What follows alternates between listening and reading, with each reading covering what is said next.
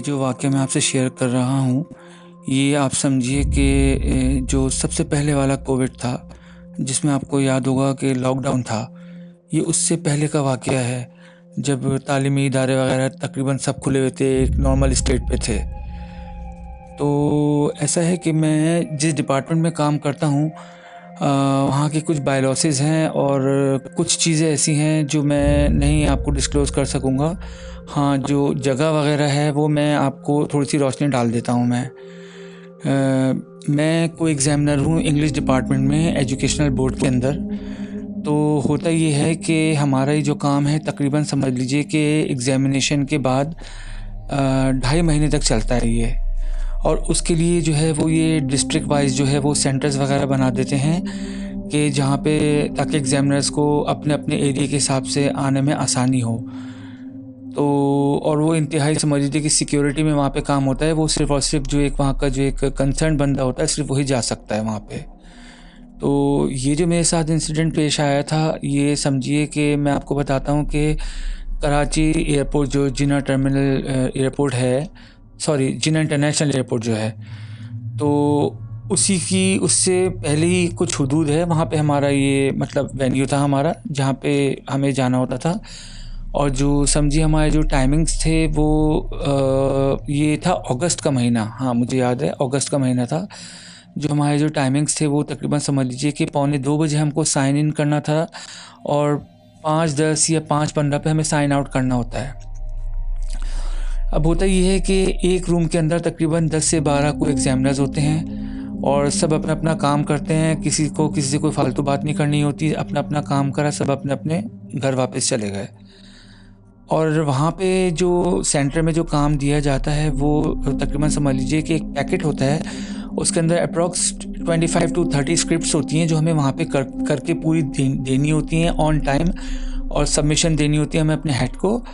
اور جس وقت ہمارا ٹائم اوور ہو رہا ہوتا ہے تو وہاں پہ وہ آپ کو ہوم کے لیے بھی 1 یا 2 پیکس وہ دے دیتے ہیں کہ آپ اسے گھر میں اپنا کر کے لا کے ویری ٹو نیکسٹ ڈے آپ نے جمع کرانا ہے۔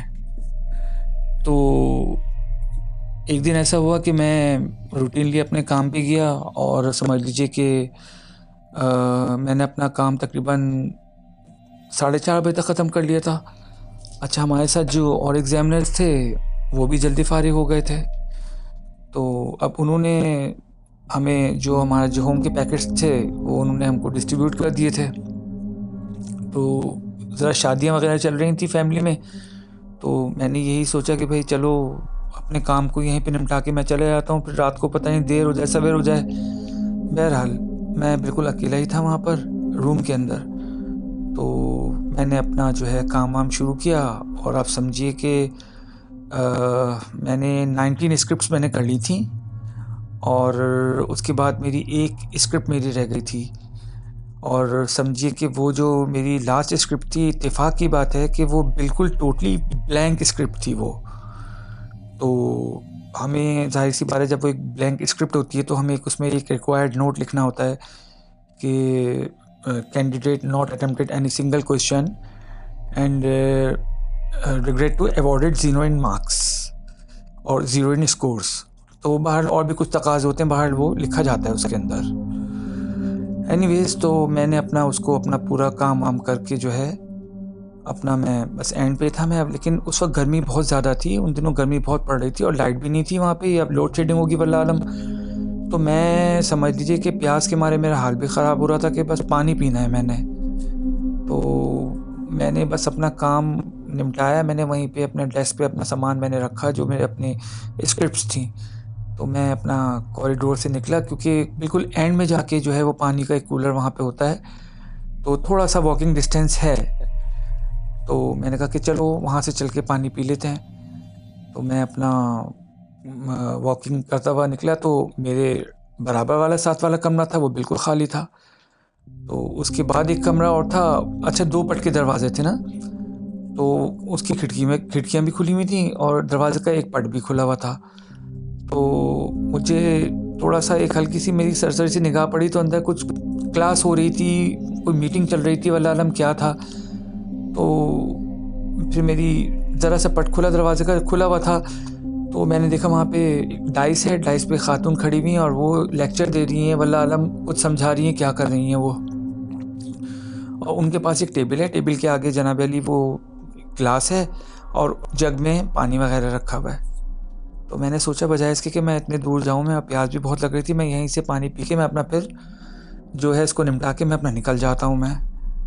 میں نے دروازہ نوک کیا اور میں اپنا جو ہے اندر گھس گیا اور میں نے بس ان سے اتنا کہا کہ مجھے ایک گلاس پانی پینا ہے.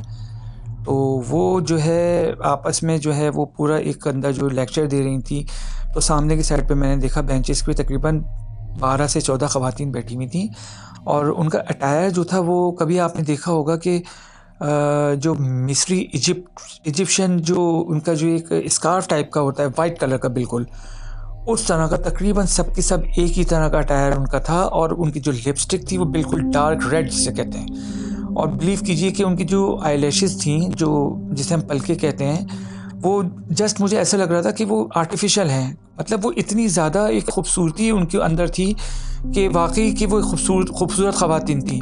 اور جو ڈائس پہ جو خاتون تھیں وہ بھی کچھ ان سے ملتی جلتی شکل کی تھیں، لیکن وہ جس لینگویج میں ان سے وہ بات کر رہی تھیں وہ میری سمجھ میں نہیں آئی. نہ تو وہ انگریزی تھی، نہ وہ اردو تھی، نہ وہ فارسی تھی، ایون نہ ہی وہ ہندکو تھی. وہ کچھ عجیب زبان تھی کہ وہ کچھ سمجھ میں آئی نہیں. وہ بہرحال میں نے دوسری دفعہ کہا تو انہوں نے مجھ سے کوئی مجھے رپلائی نہیں دیا، کوئی جواب نہیں دیا، وہ اپنی اپنی گفتگو میں لگی رہیں. اچھا ایک بات میں آپ کو بتا دوں، یہاں پہ انہوں نے کسی نے بھی مجھ سے آئی کانٹیکٹ نہیں کیا تھا، اور میں نے ایک بات یہ نوٹ کری تھی کہ وہ کسی نے پلک نہیں جھپکائی تھی. بہرحال میں نے اس کو اتنا کوئی سیریس نہیں لیا. جب میں نے کہا کہ بھائی مجھے کوئی رسپانس نہیں مل رہا، تو یہ میں اسی لمحے میں باہر آ گیا. مناسب بھی مجھے نہیں لگا، بھائی خواتین ہیں چلو چھوڑو. پھر میں آ کے جناب علی اپنا اس میں بیٹھ گیا، اپنے روم کے اندر بیٹھ گیا کہ چلو صحیح ہے، اللہ کی مرضی. لیکن پیاس لگ رہی تھی، کیا کرتا. میں نے کہا یار میں کام کرتا ہوں کہ میں جاتا ہوں اور میں ان سے گلاس لے کے جو ہے آگے کولر سے میں پانی پی لیتا ہوں، پتہ نہیں وہاں پہ گلاس ہوگا یا نہیں ہوگا. بہرحال جی میں نکلا ہوں اپنے روم سے، تو ساتھ والا میرا کمرہ خالی تھا. میں پھر آگے گیا ہوں تو ایک کمرہ اور خالی تھا. تو میں نے کہا کہ شاید ہو سکتا ہے آگے کمرہ ہو، نہیں مجھے یاد رہا ہو. تو میں بس آگے گیا، وہ کمرہ بھی خالی تھا. پھر میں واپس بیک ہوا جو سیکنڈ والا روم تھا اس کے اندر. تو میں نے اندر جھانکا، مجھے کوئی اندر نظر نہیں آیا. بہرحال اب وہ گلاس اور وہ جو جگ تھا وہ تو آلریڈی وہاں پہ رکھا ہوا تھا. اب جو میں گیا ہوں تو وہاں پہ آپ سمجھیے کہ نہ آدم ذات، یعنی کہ بالکل ٹوٹلی وینش کمرہ خالی. اور ہمارے ایریا کی طرف لائٹ نہیں، اور یہاں پہ جناب علی لائٹ جل رہی تھی لیکن پنکھا بند تھا. اس وقت تو میرے کو سمجھ میں آیا نہیں، لیکن یہ ہے کہ میں ذرا سا مجھے جھٹکا لگا کہ کچھ ہے گڑبڑ. بس پھر میں وہاں سے میں نکلا ہوں، اور نکلتے کے ساتھ ہی میں اپنے روم میں گیا ہوں. روم میں جاتے کے ساتھ ہی میں نے اپنے بیگ کے اندر جیسا تیسا ہو کے سامان میں نے ڈالا ہے اور میں نے لگائی نیچے کی طرف دوڑ. اب میں جب نیچے گیا ہوں تو وہاں پہ ہمارے ایک چوکیدار ہوتے ہیں، وہ بہت بارش اور ایک بڑے بزرگ و نمازی و پرہیزگار آدمی ہیں. تو بس میں تو پسینہ ہوا وہی تھا. تو انہوں نے بس میری طرف دیکھا اور تھوڑا سا مسکرائے وہ. تو انہوں نے مجھ سے بس ایک جملہ کہا کہ صاحب آپ اتنی دیر تک مت بیٹھا کریں. پہلے تو میں خاموش رہا، مگر مجھ سے رہا نہیں گیا. مگر میں نے کہا بابا یہ سب کیا تھا، آپ کو معلوم تھا؟ انہوں نے گردن ہلائی، کہا ٹھیک ہے. بہرحال میں نے وہاں پر بیٹھا کرسی پہ ان کے برابر میں بیٹھ کے جناب علی میں نے اپنی جو اسکرپٹس تھیں ان کو، کیونکہ ہم کو اسینڈنگ آرڈر میں اس کو مینیج کرنا ہوتا ہے ہر صورت میں، تو میں نے اس کو جناب علی اس کو اسینڈنگ آرڈر میں رکھنا شروع کیا. اب آپ ذرا یہ دیکھیے کہ جو میری جو لاسٹ والی اسکرپٹ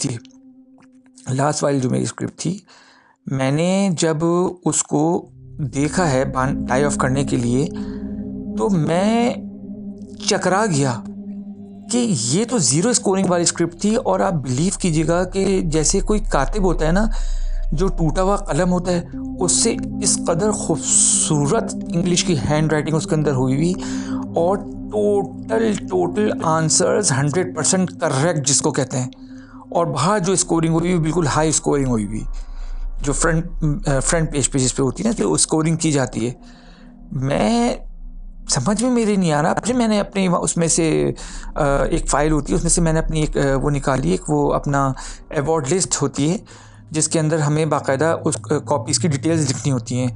تو میں نے اس کو ٹیلی کرا تو میں دیکھ رہا ہوں کہ اس کے اندر جناب علی 0 اسکورنگ ہوئی ہوئی ہے. اور سمجھداری کی بات یہ کہ میں نے اس میں نوٹ بھی میں نے اس میں لکھا تھا کہ ظاہر سی بات ہے میں کوئی بے ہوش تو تھا نہیں کہ میں ایسے الٹا سیدھا کام کر دوں گا میں. تو میں نے کہا اب ہے 100% کوئی نہ کوئی گڑبڑ ہوئی ہے. بہرحال میں نے اس کو کسی بھی طرح بیگ میں رکھا میں نے, اور جناب علی میں نے چوکیدار سے میں نے کہا آپ مجھے صرف اور صرف گیٹ تک مجھے کر دیجئے. تو بس اس نے مجھ سے کہا کہ صاحب بس آپ یہاں زیادہ دیر تک نہ بیٹھا کریں آپ باہر. میں اپنا باہر نکلا. اس کے بعد جناب علی میں نے اپنا بائک میں نے اسٹارٹ کری اور میں اپنا روانہ ہوا. تو آگے گیا تو جیسے مسجد ہوتی ہے, مسجدوں کے ساتھ آپ نے دیکھا ہوگا کئی محلوں کے اندر چھوٹے سرونٹ کوارٹرز تو نہیں کہوں گا, مطلب ایک چھوٹے چھوٹے سے گھر بنے ہوئے ہوتے ہیں, 1-1 2-2 کمروں کے. تو وہاں پہ ایک پیش امام کی تختی لگی ہوئی تھی. تو اب تقریباً مغرب کا بھی لگ بھگ ہونے ہی والا تھا. تو بس وہ مجھے یہ تھا کہ شاید ان سے ملاقات ہو جائے گی. تو میں نے اتفاقی بات ہے میں نے بس دروازہ بجا ہی رہا تھا تو باہر نکلے تھے, شاید مسجد کی طرف جا رہے ہوں گے. تو میں نے بڑے ادب کے ساتھ ان سے بات کری اور میں نے ان کو سارا معاملہ سنایا. تو انہوں نے پہلے تو خاموشی اختیار رکھی. تو انہوں نے بس مجھ سے یہی کہا کہ بھائی آپ زیادہ دیر تک مت بیٹھا کریں, اور یہ ہے کہ جو آپ کنڈیشنز بتا رہے ہیں وہ نیک تھے, مسلمان تھے, انہوں نے آپ کو کوئی غضب نہیں پہنچایا. اب میں نے ان سے یہ اپنی اسکرپٹ والی بات کری اور میں نے ان کو دکھائی بھی ہے. تو وہ تو دیکھ کے بھی وہ حیران رہ گئے. تو انہوں نے مجھ سے کہا کہ یہ جو بھی کچھ اس کے اندر ہوا آپ اس میں دخل اندازی ہرگز نہیں کریں گے, اس کو ایسے ہی جانے دیجیے. بس وہ میں نے پھر اپنا اس کو باندھ تو لیا ہی تھا میں نے اس کو بس جناب ان کو سلام کرا, میں اپنا سیدھا میں چلا گیا. اور آپ سمجھ لیے کہ اب یہ 5 سے 6 سال کے بعد یا جتنا بھی ٹائم گزرا اس کے بعد یہ واقعہ میں اب شیئر کر رہا ہوں. میں یہ واقعہ میں نے صرف سوائے میرے اور اس چوکیدار کے علاوہ کسی کو بھی پتہ نہیں تھا, اور نہ ہی میں نے کسی سے اس کا ذکر کرا تھا میں نے. تو یہ ایک چھوٹا سا انسیڈنٹ میرے ساتھ ہوا تھا, بس یہ بات تھی جی.